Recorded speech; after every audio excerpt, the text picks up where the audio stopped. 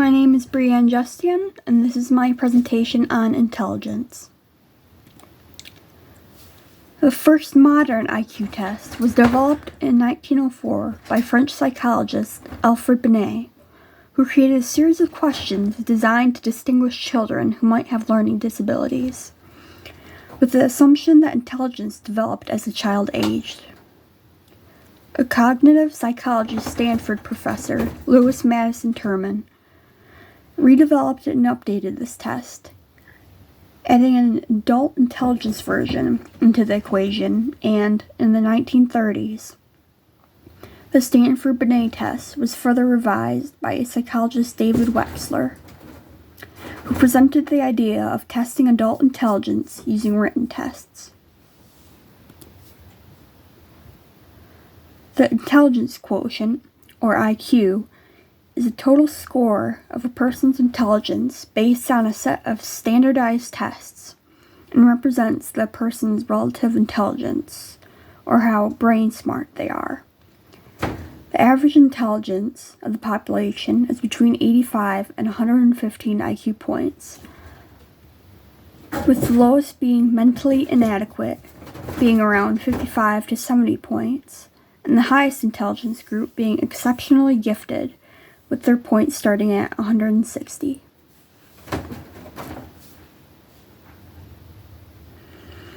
Fluid versus crystallized intelligence is a theory founded by psychologist Raymond Cattell and his student John Horn.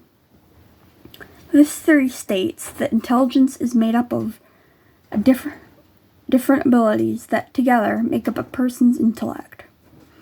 Fluid intelligence involves the ability to reason, solve problems, and learn new things, while crystallized intelligence are the things we learn through life and from past experiences and prior learning. Together, these two parts make up the average person's intelligence. Another contemporary intelligence theory is emotional intelligence. The term was coined by researchers John Mayer and Peter Salovey in 1990, but it was popularized and further developed by psychologist Daniel Goleman. It is the ability to perceive, interpret, and control emotions, and use those emotions to communicate and connect with others.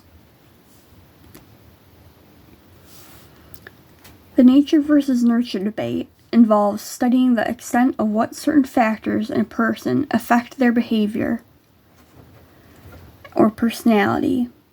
Nature, which is the genetic and hereditary factors, or nurture, which are factors that involve a person's environmental and learned influences. The most extreme naturalist side of the argument, known as the biological approach, focuses on genetic, hormonal, and neurochemical factors to explain neurobehavior by human behavior. While the extreme nurture side, also known as behaviorism, argues that all human behavior is learned from individuals' environment and learned life experiences.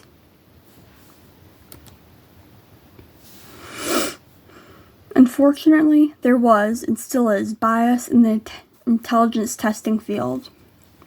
Intelligence tests have been criticized since the 1900s, when Alfred Binet created the first IQ test, questioning the reliability and validity of the testing. In fact, the psychologist who helped develop the Stanford-Binet test, Lewis Terman, defined the benefits of IQ testing as, quote, curtailing the reproduction of feeble-mindedness. Possibly one of the most influential biased intelligence testing was done on Ellis Island in 1913 by the psychologist Henry Goddard, who wanted to prove the effectiveness of intelligence tests, with the underlying assumption that immigrants would score lower than U.S. citizens. In Goddard's results, he found that 80% of Hungarians, 79% of the Italians, 87% of the Russians, and 83% of the Jews were feeble-minded, according to the Stanford-Binet test. He chose, however, to ignore the multiple crucial problems with his findings, mainly that his participants were travel-weary, didn't speak English, that the test was culturally biased towards Americans, and that Goddard himself was biased.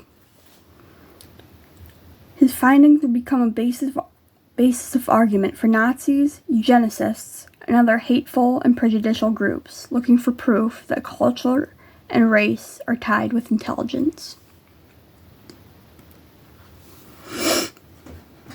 Of the theories I've discussed, I believe the most relevant one today would be fluid versus crystallized intelligence, developed by Raymond Cattell. This is because the theory paints intelligence as three-dimensional, and ever-changing. While traditional and emotional intelligence are important, and an individual, in my opinion, can't function on just one or the other. You have to be both book and people smart, but intelligence shouldn't be measured just on how good you can answer mathematical or pattern questions. The purpose of intelligence tests today are mainly to help measure a child's cognitive abilities to better assist in teaching them, as well as to help colleges, companies, and the military pick out their best candidates and weed out the weaker ones. That was my presentation on intelligence. Thank you.